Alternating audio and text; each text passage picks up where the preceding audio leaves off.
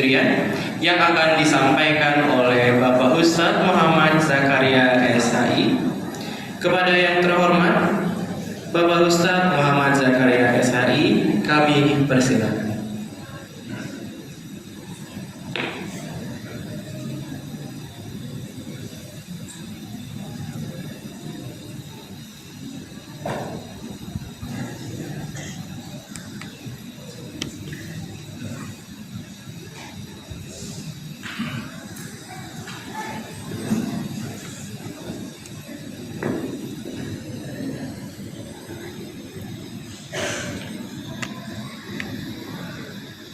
Bismillahirrahmanirrahim. Bismillah ma sya Allah la yasuqul khaira illallah. Bismillah ma sya Allah ma kana min ni'matin fa min Allah. Bismillah ma sya Allah la hawla wa la quwwata illa billahil aliyyil azim. Allahumma rabbi shrah li sadri wa yassir li amri wahlul 'uqdatam min lisani yafqahu qawli wa saddid lisani bihaqqi sayyidina Rasulillah sallallahu alaihi wasallam. Assalamu alaikum warahmatullahi wabarakatuh.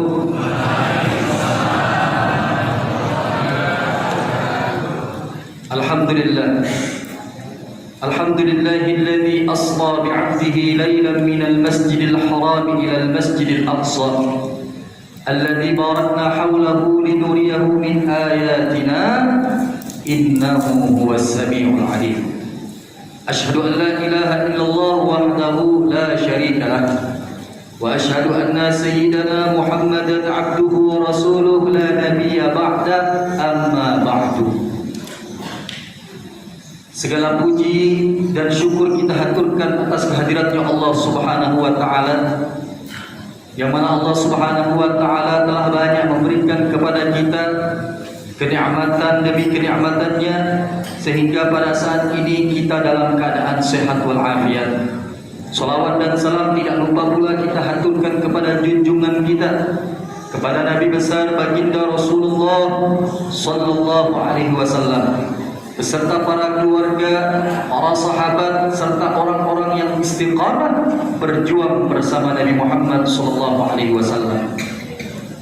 Hadirin jamaah sekalian yang dimuliakan oleh Allah Subhanahu wa taala, yang saya hormati ketua masjid daripada Masjid Babus Salam, yaitu Pak Haji Ahmad Farhan, yang pagi ini beliau katanya lagi sakit. Kita doakan bersama-sama, mudah-mudahan Pak Haji Ahmad Farhan ini diberikan kesembuhan oleh Allah Subhanahu wa Ta'ala, diberikan kesembuhan yang sangat cepat hingga bisa kembali beraktivitas seperti kita, amin ya rabbal. Kemudian begitu juga dengan panitia peringatan Isra dan Mi'raj Nabi Muhammad sallallahu alaihi wasallam, khususnya koordinator Isra Mi'raj yaitu Pak Rian Rahadian. Kemudian itu juga dengan Bapak yang ada di sebelah saya, Pak Subari, Ketua Imarah Pak Rudi Sidur, dan jamaah sekalian Komplek Duta Bandara Permai yang insyaallah kita semuanya dimuliakan oleh Allah Subhanahu wa Ta'ala.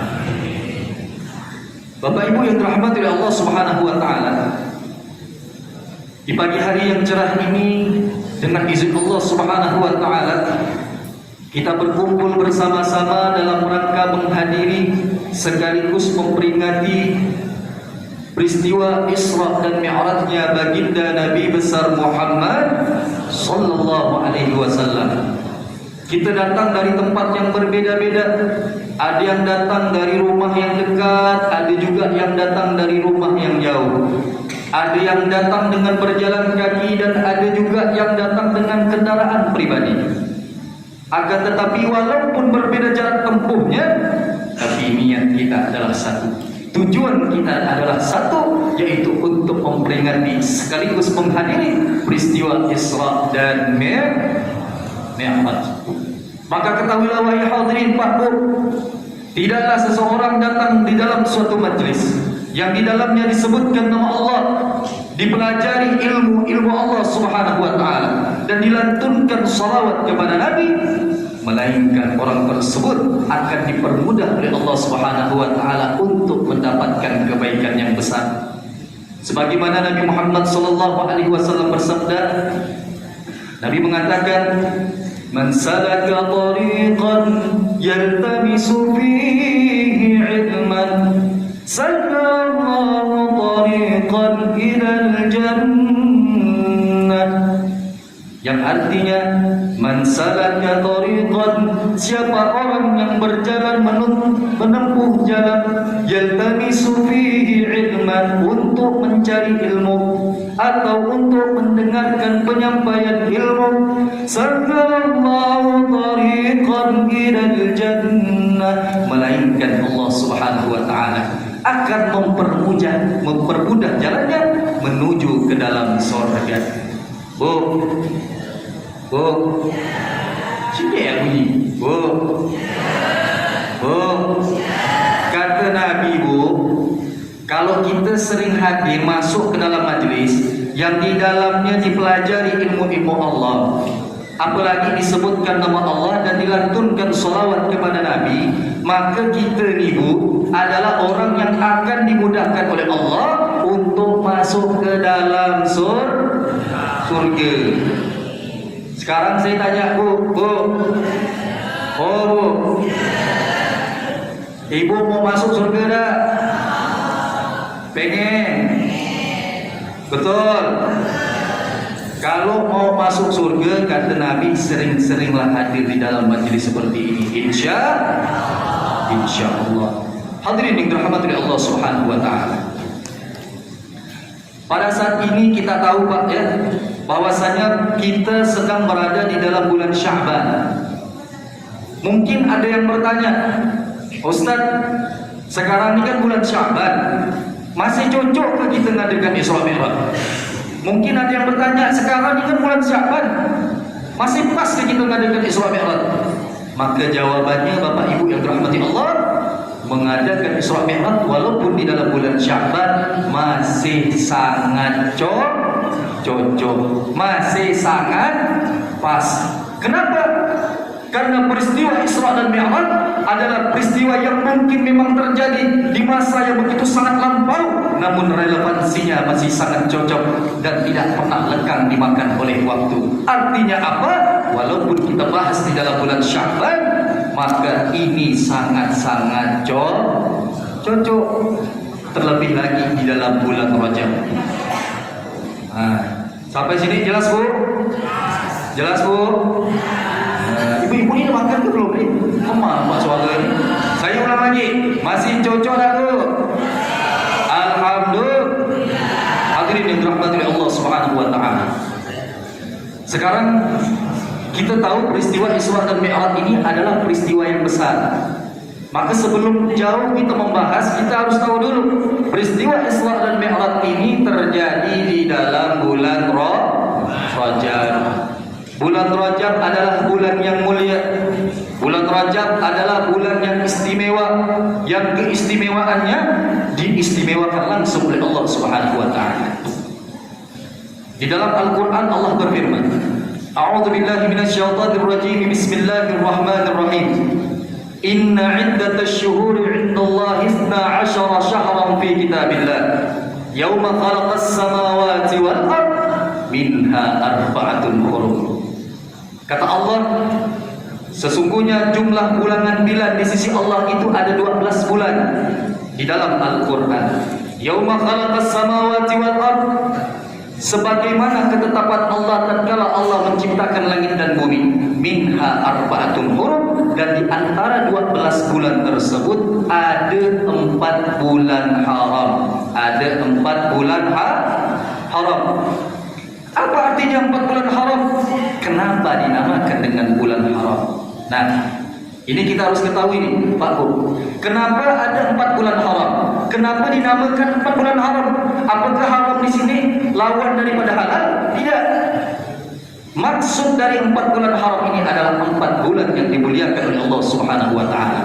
dan dinamakan bulan haram karena bulan tersebut adalah bulan yang banyak keistimewaannya. Dan di antara bulan tersebut adalah bulan Rajab. Makanya Pak, di dalam suatu kitab disebutkan yang dikarang oleh Al-Imam Ibnu Hajar Al-Asqalani, beliau punya kitab namanya Tabyinul Ajab fi Fadail Syahr Rajab, menyebutkan bahwa ulama-ulama terdahulu mengatakan memberikan nama untuk bulan Rajab sebanyak 18 nama. Jadi ternyata Pak, bulan Rajab yang kita kenal selama ini ternyata punya nama 18 yang diberikan oleh para ulama. Di antara namanya adalah bulan Rajab dikenal dengan bulan Syahrul Asam, yang artinya adalah bulan tuli. Kenapa bulan Rajab dinamakan dengan bulan tuli? Ternyata bulan Rajab nih Bu, zaman dulu kalau orang lagi berperang, mereka berhenti tidak berperang tatkala datang bulan Rajab. Orang yang bermusuhan tatkala datang bulan Rajab, mereka tak jadi bermusuhan. Datang bulan Rajab tidak terdengar suara pedang, artinya orang-orang berdamai tatkala datang bulan Rajab. Kemudian bulan Rajab juga dikenal dengan Syahrul Asab, artinya adalah bulan kucuran. Kenapa bulan Rajab dinamakan dengan bulan kucuran? Ternyata Allah Subhanahu wa taala di dalam bulan Rajab Allah kucurkan rahmat sebanyak-banyaknya, dan masih banyak lagi nama-namanya. Adapun peristiwa yang sangat penting dan sangat besar terjadi di dalam bulan Rajab adalah peristiwa Isra dan Mi'raj. Tadi alhamdulillah kita mendengarkan bacaan surah Al-Isra yang dibawakan oleh qari'ah yang juara 4 di Qatar.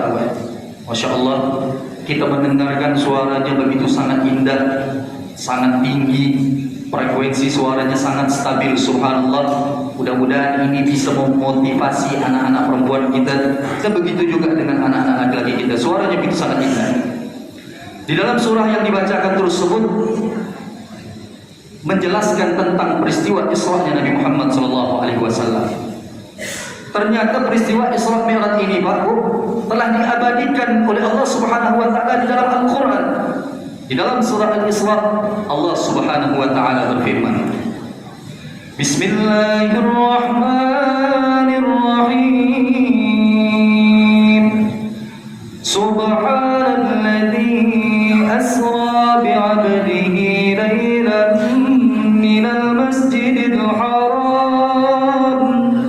من المسجد الحرام إلى المسجد الأقصى الذي باركنا حوله لنريه من آياتنا إنه هو السميع البصير.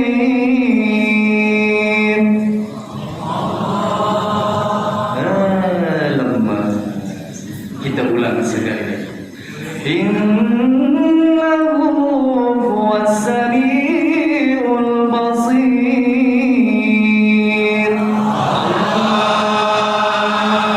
Kau ini kan mantap, ini baru jamaah baru salam, insyaallah.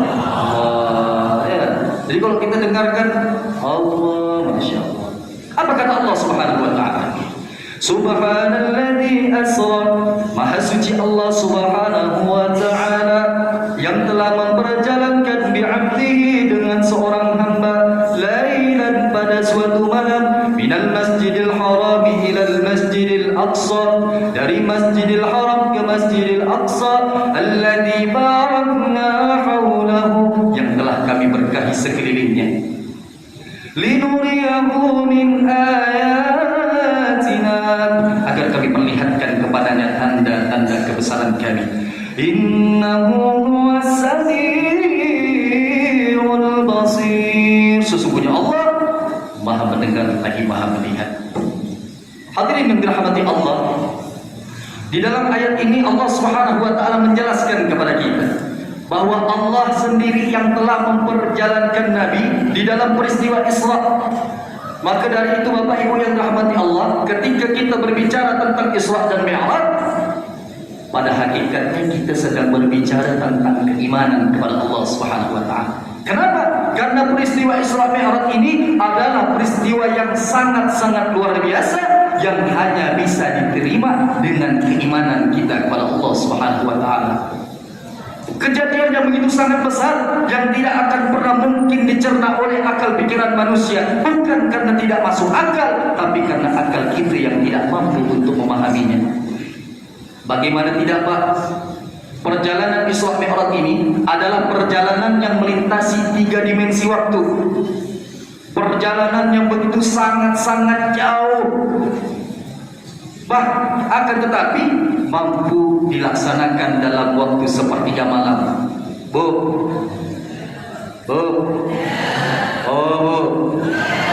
Perjalanan Isra Mi'raj ini, Bu, perjalanan panjang, Bu.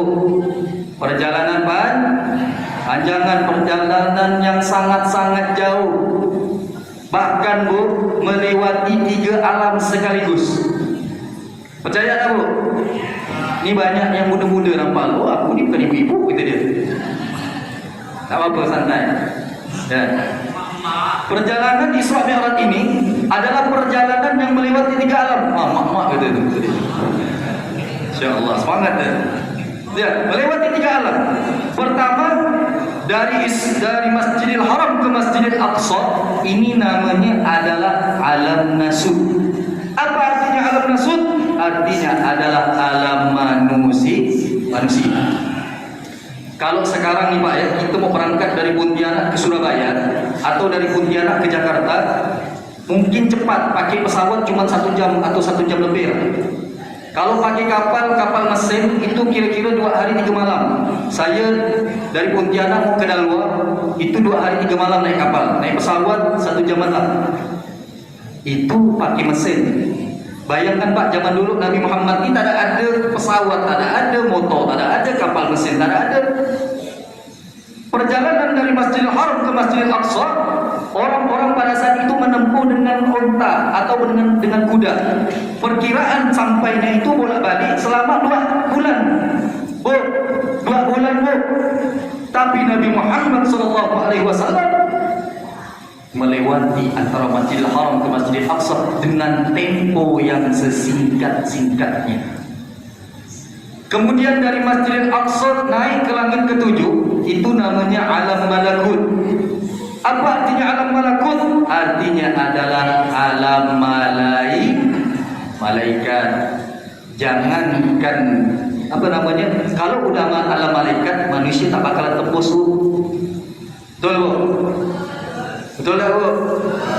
Alam malaikat, alam malakut, manusia tak bakalan tembus. Itu Nabi Allah Idris alaihissalam, setinggi-tingginya beliau naik hanya sampai langit ke-4. Nabi Ibrahim alaihissalam, setinggi-tingginya makam beliau naik sampai langit ke-7. Tapi Nabi Muhammad SAW melewati ke-7 langit tersebut. Kemudian dari langit ke-7 naik ke Sidratil Muntaha, Rafraful Akhdar, Mustawa dan Arusnya Allah Subhanahu wa taala. Ini namanya alam lahud. Apa artinya? Yaitu alam ketuhanan di bawah kekuasaannya Allah Subhanahu wa taala. Jangankan manusia, malaikat pun tidak ada yang pernah menembusnya. Tapi ketiga alam ini, Bu, ditembus oleh Nabi Muhammad SAW. Ketiga-tiganya pernah dilewati oleh Nabi Muhammad SAW. Subhanallah. Tidak masuk akal secara pikiran manusia, tapi secara iman bisa saja terjadi kalau Allah yang mau. Betul, Bu? Pak, sekarang kita cari gambaran, Pak ya. Isra Mi'raj nih, Pak, peristiwa yang sangat besar yang tak bakalan bisa kita pikirkan dengan akal pikiran, bukan karena tak masuk akal, tapi karena akal kita terlalu sempit untuk memahaminya. Kalau kita mengukur dengan akal, maka akal kita ada batasnya. Sekarang kita kasih contoh. Misalnya ada budak kecil ni, Pak, yang tak pakai songkok ni, baju biru ni, dia giling bala ni. Kayak dia tu mendengarkan ceramah saya ni merasuk ke jiwa dia. Sadar. Tapi masa tak dulu. Adik. Kejut dia. Ini Pak, Bu ya. Kalau menurut akal, misalnya ni, ini budak kecil, tidak mungkin tiba-tiba nongol ke dunia. Betul tak, Bu? Tiba-tiba tak ada senyap-senyap timbul itu. Tak mungkin. Tapi ketika kita memperhatikan seorang anak kecil ini, kalau kita tengok, kita mikir pakai akal. Ini kalau ada budak kecil ini, pasti ada mak, pasti ada bapak, ya kan? Tak mungkin ada budak ini kecuali ada mak dan bapak. Itu menurut akal. Tapi menurut keimanan kepada Allah, tidak mesti harus ada emak dan bapak baru ada anak. Percaya tak? Oh, nanti ampun, mana pula bisa? Emak tak ada, bapak tak ada, anak tiba-tiba nongol. Ya, saya berikan contoh, Pak. Saya kasih contoh. Siapa? Nabi Allah Isa alaihissalam. Nabi Allah Isa alaihissalam, beliau punya emak namanya Siti Maryam. Emaknya beliau ini tidak pernah menikah. Tidak pernah menikah kepada laki-laki manapun. Tapi berkat kekuasaan Allah Subhanahu wa taala, Allah jadikan Siti Maryam melahirkan Nabi Allah Isa alaihissalam. Kalau Allah mau, jadilah. Jadi ada yang lebih hebat siapa? Nabi Allah Adam alaihissalam. Ini lebih hebat lagi, Bu. Emak tak ada, bapak tak ada, tiba-tiba ada di dunia. Secara akal tidak mungkin. Tapi ketika Allah yang ingin melakukan, maka semuanya yang bisa terjadi. Itulah Nabi Allah Adam alaihissalam. Tapi sekarang nih Pak Bu, sayangnya banyak gak Siti Maryam kahwin? Siti Maryam kahwin banyak gak zaman sekarang nih Pak Bu? Tiba-tiba boncet perut. Akulah Siti Maryam selanjutnya. Tengok anak akulah yang tak ada bapak. Salah dengar dia. Ya Allah. Mudah-mudahan Allah selamatkan anak-anak kita, Allah selamatkan semua keluarga kita dari perbuatan-perbuatan yang dimurkai Allah Subhanahu wa taala. Sampai di sini kira-kira jelas tak, Bu? Pak, jelas Pak? Alhamdulillah. Jadi kita paham dah ni. Isra Mi'raj ini ternyata kejadian yang luar biasa yang tak bisa kita ukur dengan akal pikiran. Sekarang secara garis besar kita tadi sudah bahas juga Isra Mi'raj itu memiliki arti yang berbeda. Isra adalah perjalanan Nabi dari Masjidil Haram ke Masjidil Aqsa, sedangkan Mi'raj dari Masjidil Aqsa ke Sidratul Muntaha. Sekarang Pak Bu, perlu kita ketahui bahwasanya peristiwa Isra Mi'raj ini adalah peristiwa yang sangat luar biasa yang Allah berikan kepada Nabi Muhammad satu-satunya. Tidak ada nabi mulai Nabi Allah Adam alaihissalam sampai Nabi Allah Isa yang pernah Allah berikan keistimewaan untuk Isra dan Mi'raj. Kenapa? Ada alasannya. Tapi sebelum kita masuk ke jawabannya, saya ingin nak ngajak Bapak Ibu bersolawat, boleh? Sebelah kita ni ada grup qasidah dari Pondok Pesantren Khulafaur Rasyidin. Saya punya kawan, anak daripada pengasuh Pondok Pesantren Zain, kenal Zain? Zain tu kawan anak. Jadi saya punya teman di Dalwa namanya Zain. Jadi sebelum kita lanjutkan ceramah ini, alangkah baiknya kita bersolawat kepada Nabi. Pas gak bulan sekarang ini bulan Sya'ban, bulan yang baik untuk bersolawat kepada Nabi. Mudah-mudahan berkat solawat rezeki kita yang seret jadi mudah, masalah jadi minggat, semua hajat disampaikan. Kita baca salawat al-bushra, tahu? Insya kita tes dulu. Tim hadras yang dimainkan, kita baca sama-sama. Allahumma salli wa sallim ala sayyidina Muhammadin sahibil bushra, salatun tubashshiruna biha wa anha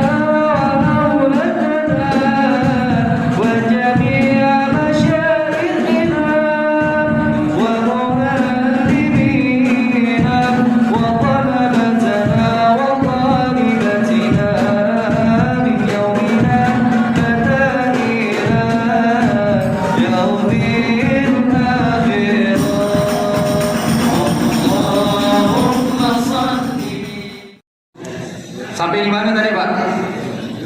Ada yang ingat? Lupa. Alasan kenapa Allah Subhanahu wa taala memilih Nabi Muhammad yang di-Isra Mi'rajkan oleh Allah? Kenapa tidak nabi-nabi yang lain? Kenapa tidak Nabi Allah Adam alaihissalam? Kenapa tidak Nabi Allah Ibrahim, Nabi Allah Isa alaihissalam?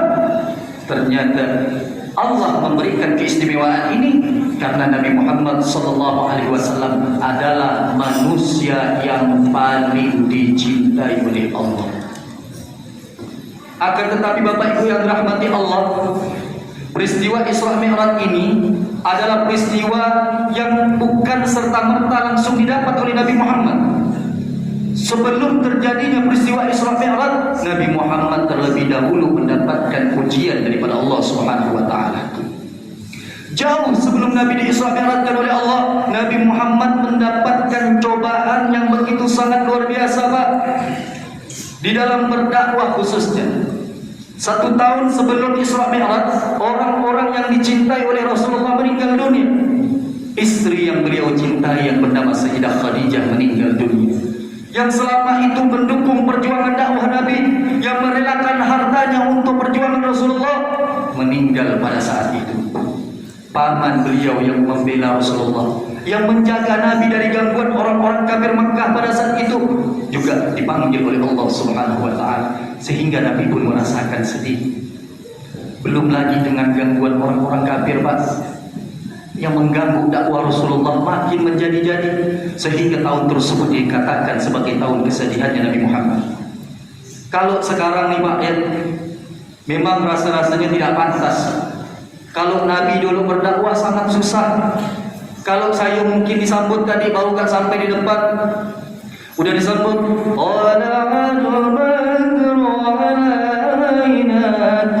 min tahiyyatil wada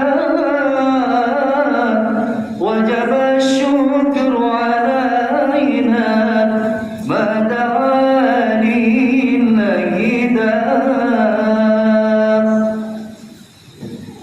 saya disambut seperti itu, akan tetapi Nabi Muhammad berbeda. Perjuangan beliau sangatlah luar biasa.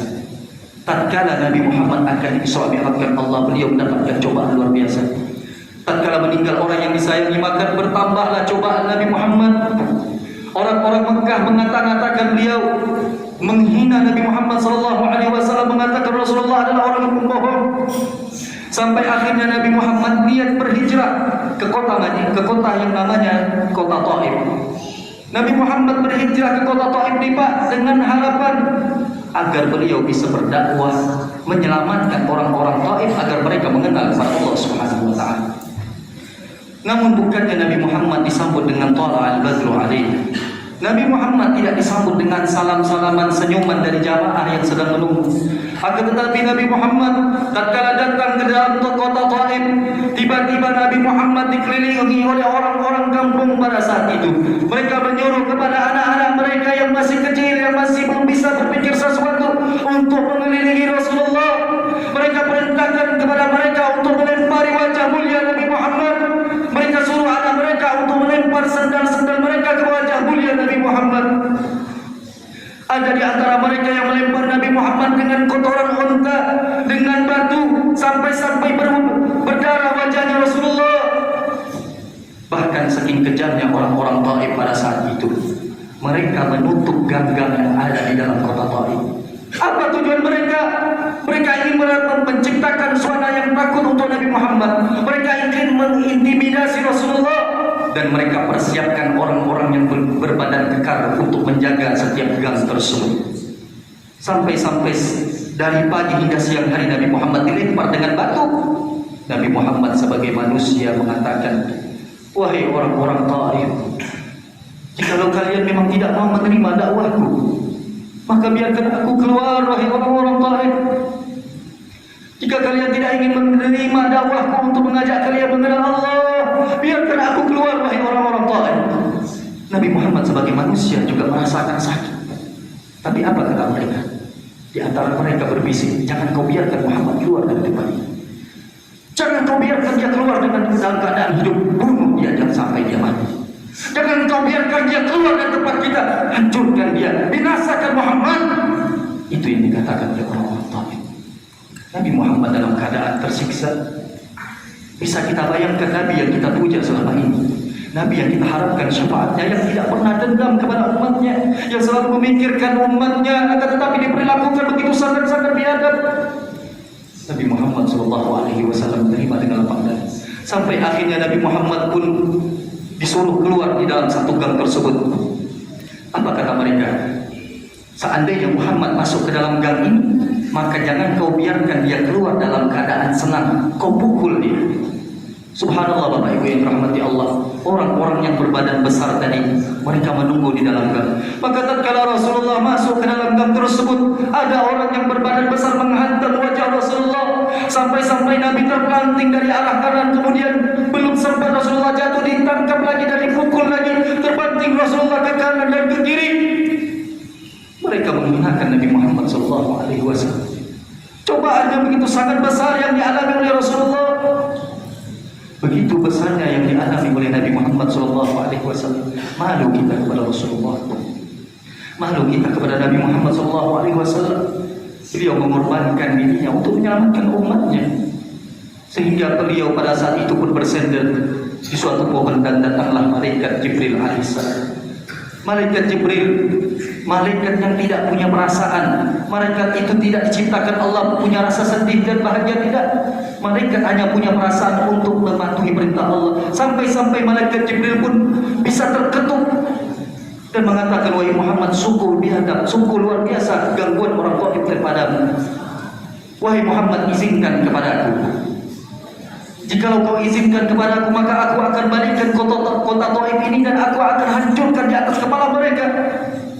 Akan aku angkat satu gunung dan aku akan leburkan di atas kepala mereka. Tapi apa yang dikatakan oleh Nabi?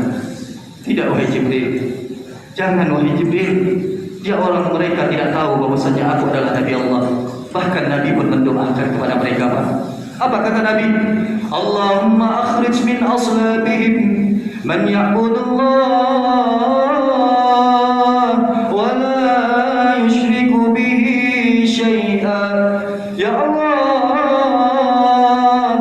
keluarkan dari tulang sulbi mereka, ya Allah, orang-orang yang menghinaku, orang-orang yang melempari batu ke wajahku, orang-orang yang melemparkan kotoran kepadaku, anak-anak yang akan beribadah kepadamu, ya Allah, dan tidak akan mensekutukan Engkau, ya Allah.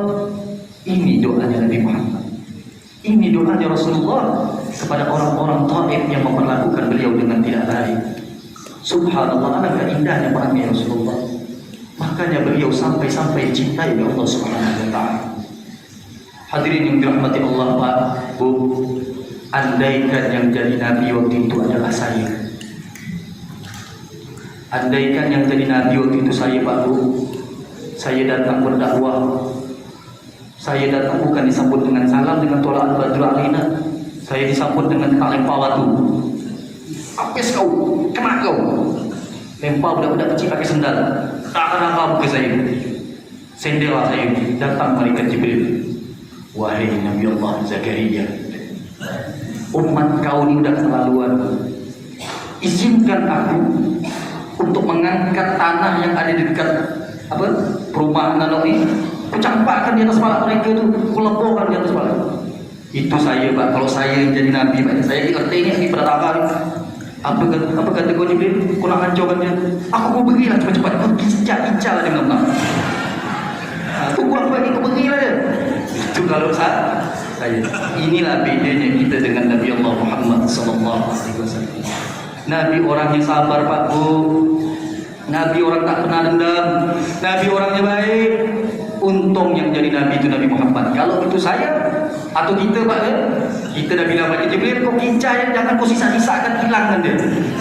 InsyaAllah. Hadirin yang dirahmati Allah Subhanahu wa taala. Jadi, Pak, Bu, kejadian Isra Mi'raj ini dilatar belakangi dengan ujian yang dihadapi oleh Nabi. Makanya, Pak, Bu, perlu kita ketahui Isra Mi'raj ini kejadian sangat-sangat luar biasa. Apa kejadian yang sangat luar biasa? Ini Nabi Muhammad diperjalankan langsung oleh Allah Subhanahu wa taala. Ketika peristiwa Isra Mi'raj, yang jadi bodyguardnya Nabi adalah malaikat Jibril. Malaikat siapa, Bu? Jibril. Bayangkan, Pak, kalau kita di dunia ini ada namanya Kopassus, Komando Pasukan Khusus. Ada juga Kopaska, Komando Pasukan Katak. Ada namanya Denjaka, Detasemen Jala Bangkara. Saya ni orang suka mengamati dunia militer, Pak. Suka saya nonton itu. Itu katanya Kopassus tu berbanding dengan beberapa TNI, kata jadi satu. Itu Kopassus. Bayangkan kita berjalan ni, Pak, dikawal Kopassus sebelah Denjaka. Itu orang tak akan ada lah berani ngacau kita. Ini Nabi Muhammad, yang mengawal beliau adalah malaikat Jibril alaihissalam. Udahlah, kalau udah cerita malaikat ni, Pak, tak ada lawan dah dunia ni. Mau kita ni hebat macam mana pun, kalau udah malaikat Jibril, beliau lebih hebat. Bayangkan, Pak, kalau satu sayap malaikat ni dibukakan di dunia, maka tak ada jalan kecuali sayap malaikat yang ada. Subhanallah, saking besarnya dan saking hebatnya. Dikawal oleh malaikat Jibril, Nabi Muhammad menaiki kendaraan yang bernama Burak. Kendaraan yang diambil dari syurga yang memiliki kecepatan bagaikan kilat. Dan di dalam perjalanan Isra Mi'raj, Nabi Muhammad mendapatkan keistimewaan, dilihatkan oleh Allah surga, Pak. Nabi Muhammad ketika Isra Mi'raj melihat surga, bahkan bukan hanya melihat, Nabi masuk ke dalam surga. Nabi Muhammad masuk surga, Sudah tahu belum, Bu? Nabi Muhammad masuk surga. Pas Nabi masuk surga ni, Pak, tiba-tiba Nabi Muhammad ni terkejut. Kenapa terkejut? Tatkala Rasulullah masuk ke dalam surga, ada suara sendal. Ketak, ketak, ketak, suara sendal. Nabi Muhammad bertanya kepada malaikat Jibril, "Wahai Jibril, ini suara sendal siapa ini? Suara langkah siapa?" Maka Jibril mengatakan, "Wahai Rasulullah, ini adalah suara sendal atau terompahnya sahabatmu, yaitu Sayyidina Bilal bin Rabah." Bu, kenal Sayyidina Bilal, Bu? Kenal? Kenal tak, Bu? Gimana kenalannya, Bu? Katanya kenal. Pak, kenal Sayyidina Bilal, Pak? Kenal di mana, Pak? Kenal di Subang. Di Subang gitu, Pak. InsyaAllah, nanti nak cari Sayyidina Bilal Subang, ya? Masya Allah. Ya, sahabat Sayyidina Bilal kita kenal di dalam majlis taklim. Kita dengar dari ustaz-ustaz kita ceramah. Nah, itu, Pak, Bu, sahabat Sayyidina Bilal ini kita tahu. Ini adik-adik ini kenal tak ni? Dek, ni baju coklat ni, kenal sama Sayyidina Bilal? Pemandang lain dia. Tak kenal. Sekarang saya kasih tahu. Sayyidina Bilal itu adalah sahabat Nabi. Siapa? Sahabat Nabi. Sayyidina Bilal tu ni sahabat Nabi yang punya suara bagus. Kalau udah azan, Bu, Sayyidina Bilal, orang-orang yang ada di tempat Rasulullah itu langsung cepat-cepat ke masjid. Azannya suaranya lantang, suaranya bagus. Itulah sahabat Sayyidina Bilal. Makanya beliau diangkat sebagai muazzinnya Rasulullah SAW. Pak, ya, kita kalau tengah orang azan, Bu, enak, semangat kita nak sembahyang, Pak, ya. Kita penasaran siapa yang azan ni. Betul tak, Bu? Azan itu banyak iramanya, Bu. Dek, azan itu banyak iramanya. Contohnya azan irama Bayani. Saya contohkan. Allahu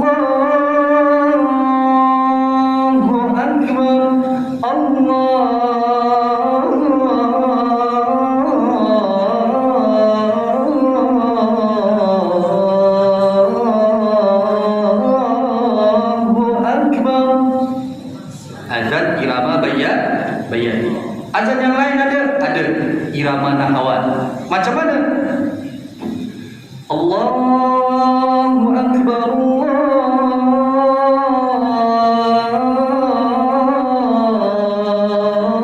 Allahu Akbar.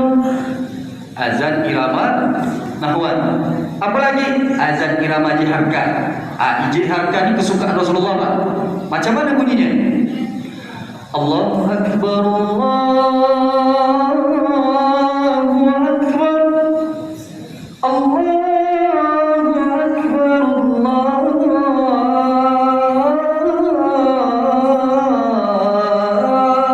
Akbar. Dan masih banyak lagi. Jadi banyak iramanya yang mesti kita pelajari. Dek, nanti belajar azan, ya. Udah bisa azan belum? Ada yang jawab pakai bahasa hati, nampak? Saya bingung mentafsirkan itu macam mana. Apakah dia bilang apa itu, tak tahu saya. Pernah azan dia? Tak pernah. Nanti belajar ya. Belajar sama abang-abang kita ke ni, pak ustaz yang ada ya. Kalau bingung-bingung buka ya channel ustaz. Ustaz punya channel YouTube. Ya. Saya punya channel di YouTube namanya Jaka Bilal. Alhamdulillah subscribernya 28.000. 8 bulan sudah monetisasi. Alhamdulillah. Ya, jadi adik kalau nak belajar azan, buka di YouTube, jangan main FF terus. Sikit-sikit FF, dikit-dikit top up di Mobile Legends sampai bengkak mata. Ya, makan dah. Ya, ini kos lengah tu. Ya, jangan suka main FF lah. Orang azan, solat bisa? Insya-Allah. Hadirin yang dirahmati Allah Subhanahu wa taala. Promosi yang di situ. Hadirin dirahmati Allah Subhanahu wa taala. Jadi pertanyaannya, apa rahasia sahabat Sayyidina Bilal sampai-sampai terompah ataupun sendalnya ini terdengar di dalam surga? Ternyata Pak Bu, tatkala Rasulullah turun, Nabi bertanya, "Wahai Bilal, apa rahasia yang kau lakukan sampai-sampai aku mendengar suara sendalmu ada di dalam surga?" Maka sahabat Bilal mengatakan, "Ya Rasulullah, aku tidak melakukan apapun kecuali tatkala saya selesai berwudu, saya melaksanakan solat 2 rakaat, solat sunnah wudu." Hanya itu yang diamalkan oleh sahabat Sayyidina Bilal bin Rabah. Sampai-sampai sendalnya terdengar berbunyi di dalam surga, artinya termasuk orang ahli surga. Pak, mau tak Pak sendal kita atau sepatu kita terdengar di surga Pak? Mau tak Pak? Mau betul Pak. Seram semua Pak. Mau tak Pak? Ya, gua mau sandal kita ni berbunyi di dalam surga. Mau tak? Maka laksanakan solat sunnah habis wudu. Nah, wuduknya pun tak boleh sembarangan. Belajar sama ustaz, jangan main asal-asal kena air ya. Ya, kita kalau berwudu Pak, itu disunnahkan untuk melebihkan basuhan. Kalau misalnya kita basuh tangan kita ni, naikkan sikit. Ngapa? Supaya nanti di hari kiamat cahaya kita ni, nanti di hari kiamat umat Rasulullah tu bisa dikenal oleh Nabi dari cahaya bekas wuduknya. Kita kan tak pernah mandang Rasulullah, ya kan? Maka kalau kita ingin dikenal oleh Nabi, lebihkan basuhan dalam berwudu, nanti cahayanya makin besar. Tapi jangan enggak kelebihan. Nah, kata Ustaz ni kalau nak cahaya bertambah, lebihkan. Dilebihkan dan sampai sini. Begitu mana? Jangan enggak gitu. Sikit ya. Paham bu? Paham? Alhamdulillah.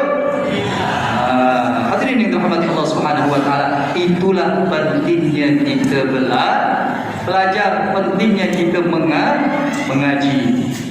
Hadirin yang dirahmati Allah Subhanahu wa taala. Kemudian ni kita masuk ke pembahasan terakhir. Ketika Isra Mi'raj, kita tahu Nabi Muhammad itu mendapatkan perintah untuk solat. Ya Pak ya. Nah, perintah solat ini ternyata adalah satu-satunya perintah daripada Allah yang Allah Subhanahu wa taala berikan kepada Nabi Muhammad di langit. Kalau puasa, kita fikir semuanya diterima perintahnya oleh Nabi Muhammad tatkala Nabi ada di dalam dunia. Tapi untuk salat, Allah khususkan kasih Rasulullah ketika ada di langit, khususnya di peristiwa Isra dan Mi'raj. Makanya Pak Bu, Nabi Muhammad ini memang orangnya luar biasa. Satu-satunya Nabi yang pernah mandang langsung Allah Subhanahu wa taala. Bayangkan Bu, yang menciptakan kita ni Allah. Nabi Muhammad tu sudah pernah melihat zatnya Allah Subhanahu wa taala. Dulu ada Nabi Pak, namanya Nabi Allah Musa alaihissalam. Nabi Allah Musa itu meminta kepada Allah agar dilihatkan zatnya Allah selama 40 tahun. Ya Allah, aku ingin melihat zatmu ya Allah, kata Nabi Musa. Ya Allah, aku ingin melihat wajahmu ya Allah. 40 tahun Nabi Allah Musa berdoa kepada Allah, tapi tidak diberikan oleh Allah Subhanahu wa taala. Bukan karena Allah tak mau ngasih, tapi Allah bilang, wahai Musa, engkau tidak akan mampu, engkau tidak akan sanggup, engkau tidak akan kuat untuk melihat daripada zatku. Ketahuilah wahai Musa, bahwasanya antara diriku dan dengan hambaku ada 70.000 hijab, 70.000 penghalang. Al-Imam Ghazali rahimahullah ta'ala menjelaskan bahwa 7 hijabnya Allah subhanahu wa ta'ala ini Allah ciptakan di dalamnya itu ada suara gemuruh air. Jadi dalam hijab Allah ini ada suara air. Seandainya suara tersebut kita dengar, suara yang ada dalam hijabnya Allah, penghalangnya Allah kita dengar, niscaya hati kita akan keluar dari tubuhnya sendiri. Keluar hati kita, Pak. Saking dahsyatnya suara tersebut. Dan seandainya diperdengarkan dengan gunung-gunung, maka gunung-gunung akan hancur lebur karena dahsyatnya hijab daripada Allah Subhanahu wa taala. Jadi Nabi Allah Musa pengen melihat Allah tapi tidak bisa, dan Allah tidak berikan kemuliaan tersebut kecuali untuk Nabi Muhammad. Makanya Pak Bu, ketika Isra Mi'raj Nabi Muhammad ini rindu akhirnya sama Allah, rindu dengan perjumpaannya kepada Allah Subhanahu wa taala. Makanya Nabi mengatakan wa ju'ilat qurratu 'aini fis shalah, dan dijadikan pelipur lara bagiku adalah melaksanakan salat. Nabi Muhammad kalau punya masalah Nabi salat. Nabi Muhammad kalau hatinya gelisah gundah gulana maka Rasulullah melaksanakan salat. Tatkala datang waktu salat maka Nabi Muhammad memanggil sahabat Sayyidina Bilal. Nabi mengatakan, "Arhana biha ya Bilal, hibur aku dengan salat wahai Bilal." Mai Bilal maju ke depan mengumandangkan azan, Allahu Akbar, Allahu Akbar. Nabi pun mengangkat tangan, Allahu Akbar. Bismillahirrahmanirrahim. Alhamdulillahi Rabbil Alamin, Ar-Rahmanir Rahim, Maliki Yawmiddin, Iyyaka na'budu wa iyyaka nasta'in, Ihdinas siratal mustaqim, siratal ladzina an'amta 'alaihim, ghairil maghdubi 'alaihim waladdallin.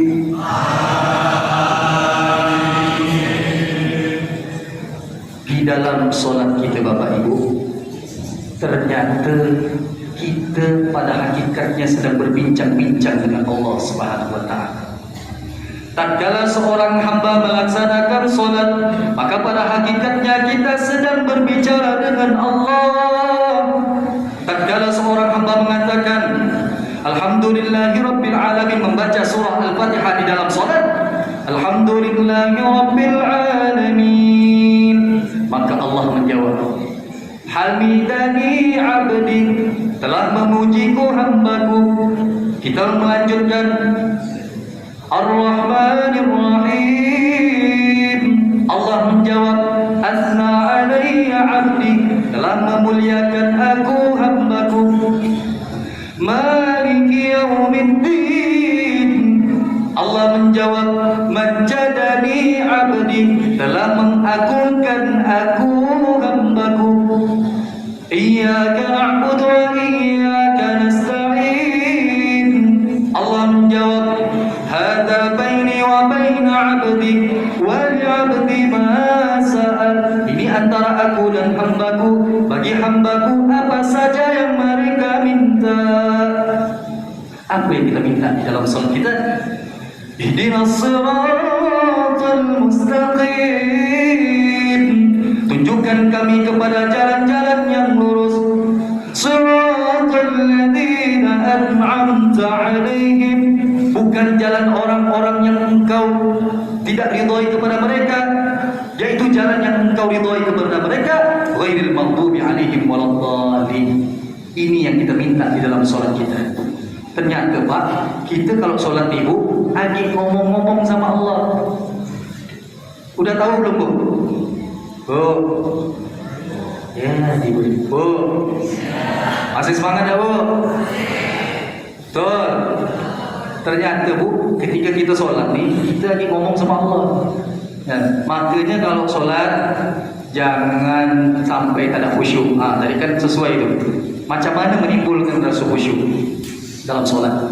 Kita harus tahu dulu apa itu solat. Ya, tadi ternyata solat itu secara bahasa adalah doa. Kita berdoa kepada Allah.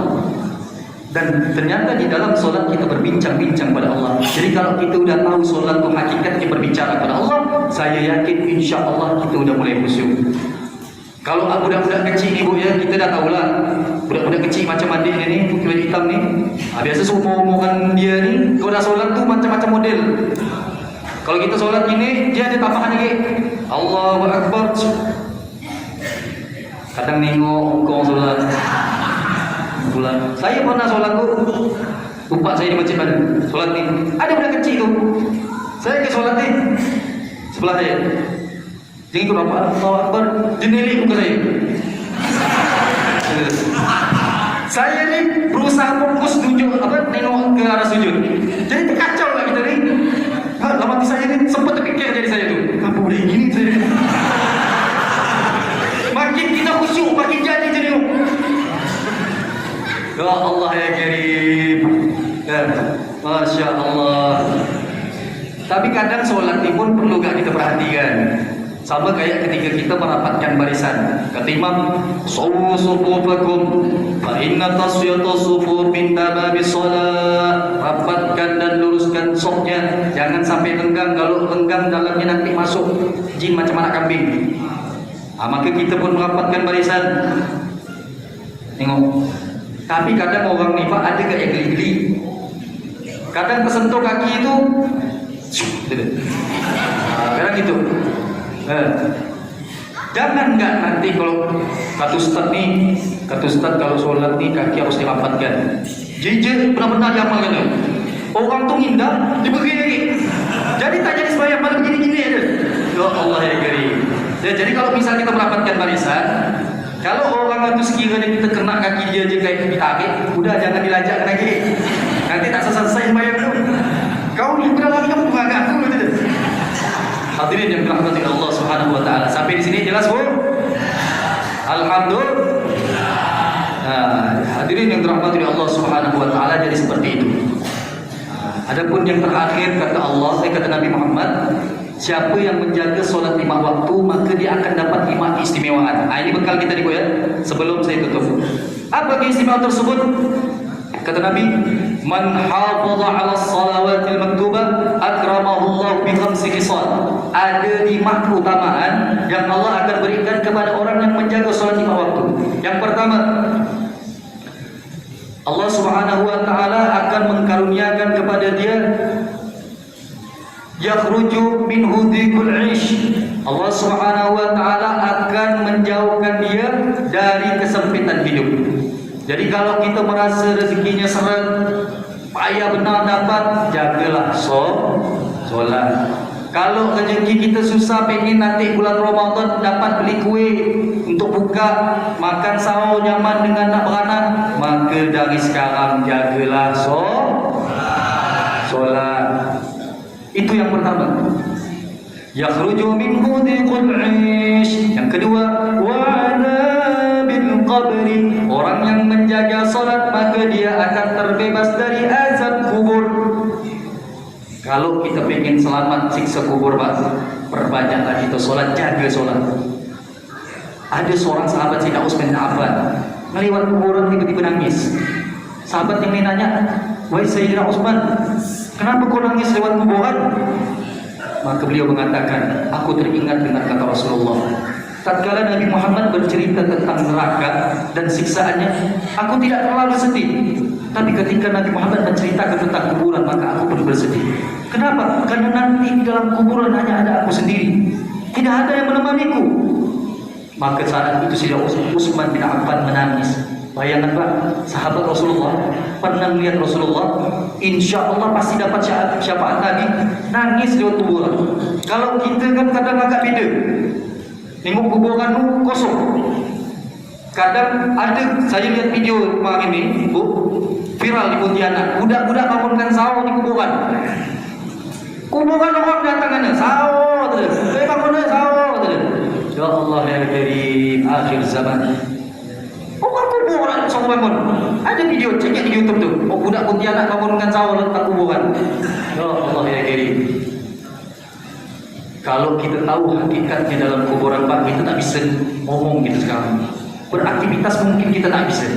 Tapi dalam agama kita diajarkan untuk mengingat mati, tapi jangan terlalu takut sampai kita tak bisa beribadah kepada Allah. Hiduplah di dunia, lakukan pekerjaan di dunia, tapi jangan lupa urusan akhirat, dua-duanya harus seimbang. Itu yang kedua. Kemudian yang ketiga, dia nanti di hari kiamat akan diberikan catatan amal dari sebelah kanan. Orang yang jaga sholat nanti amalnya insya Allah dikasih dari sebelah kanan. Kalau udah dari kanan berarti alamatnya termasuk orang yang selamat masuk ke dalam surga. Maka jaga sholat, jangan sampai belang kambing ke tukang Pontianak. Kemudian yang keempat, dia juga nanti akan diberikan oleh Allah Subhanahu wa taala berupa masuk surga tanpa hisab. Orang yang menjaga sholat, maka dia akan masuk ke surga tanpa hisab. Aman, langsung masuk. Karena kita nanti ni Pak, kata orang istilah tu dicuci dulu. Pernah riba dah, pernah ini dah. Maka kalau kita jaga sholat, insya Allah amal kita jadi baik, mudah masuk surga. Adapun yang terakhir, kita akan melewati siratul mustaqim bagaikan kilat yang menyambar. Bu, orang nanti lewat siratul mustaqim tu macam-macam model. Tahu siratul mustaqim bu? Bunda nanti ditanya lagi, memang pernah lihat ke? Tahu bu? Pernah dengar tak bu? Jembatan siratul mustaqim itu dalam satu riwayat diceritakan dia itu lebih tipis daripada satu helai rambut yang ditipiskan lagi dia dituju. Itu tajamnya dan tipisnya seperti itu kira-kira.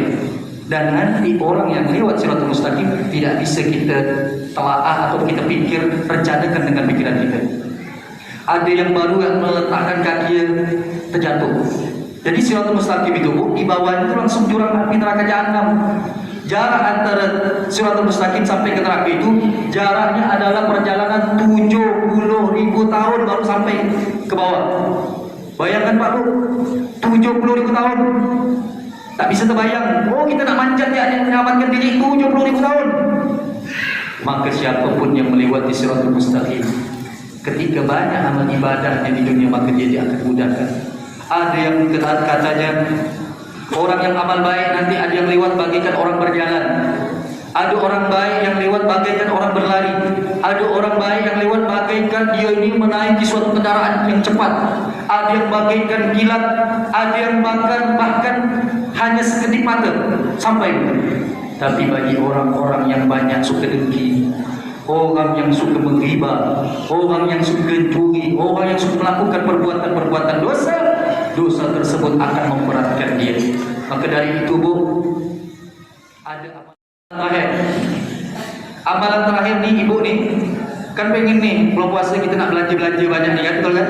Lebaran nanti ini kan. Kata ulama ada satu doa yang kalau kita amalkan ini, insya Allah pintu untuk dikabulkan itu sangat besar.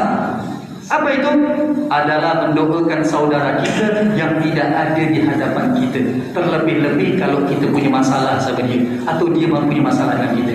Kata Rasulullah, "Ma min 'abdin muslimin yad'u li akhihi al-muslim 'ala zahri al-ghaib illa wa qala al-malak wa laka bimithlin." Kata Rasulullah, tidaklah seorang hamba dari orang muslim mendoakan saudaranya yang tidak ada di hadapan wajahnya, illa kecuali para malaikat akan mendoakan dia, walaka bimithlin, dan kamu juga. Apa artinya? Jadi Pak, kalau kita punya kawan tak tegur, dia nyakitkan hati kita ni Bu, kita doakan dia di masjid misalnya buat solat. Ya Allah, maafkanlah fulan, ya Allah, banyakkanlah rezekinya ya Allah. Insya Allah malaikat nanti bilang, ya Allah, banyakkan rezeki dia kan? Ya Allah, maafkan dia kan? Faham tak Bu? Jadi malaikat doakan kita. Kalau kita berdoa ni Bu ya, belum tentu dikabulkan Allah ya kan? Belum dengan dosa-dosa di kita, tapi kita yakin pasti dikabulkan Allah. Cuman kadang waktu dikabulkan itu agak lama emang, tergantung amal kita.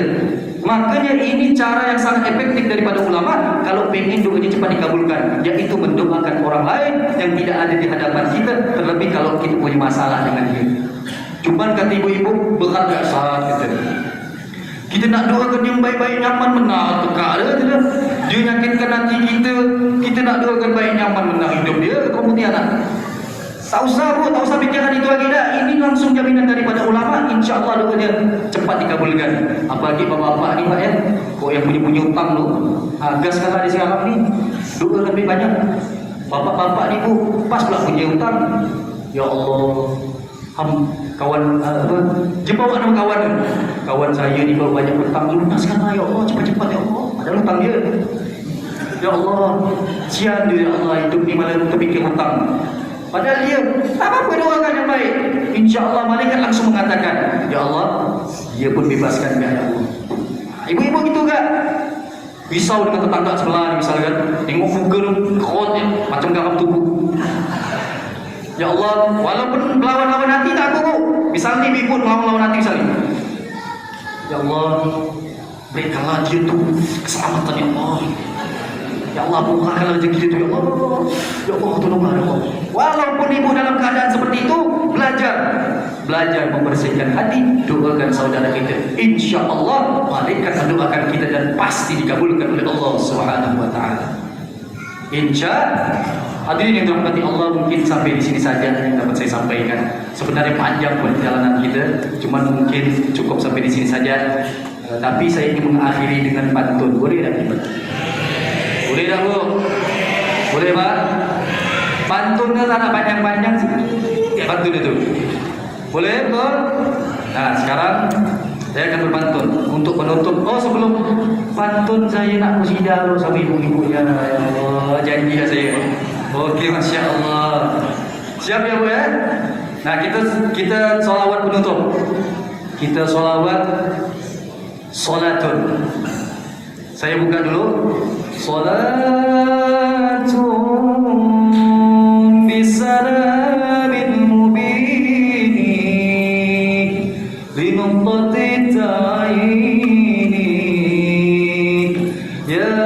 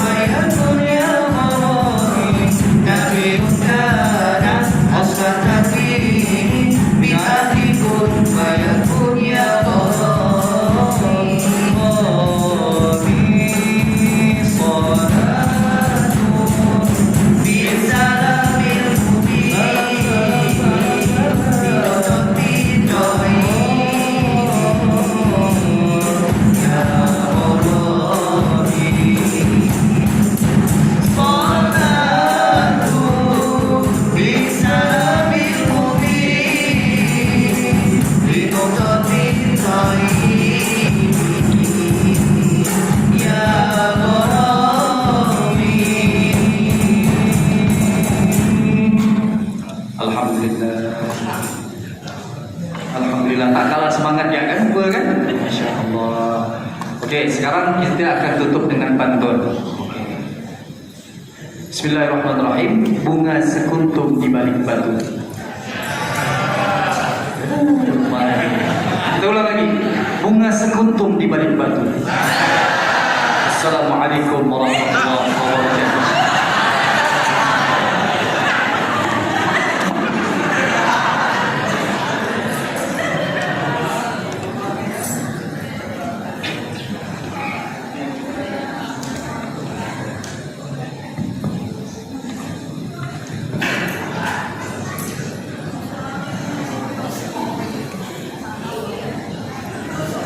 Baik, demikianlah tadi penyampaian uraian hikmah dan tausiah yang telah disampaikan oleh Bapak Ustadz Muhammad Zakaria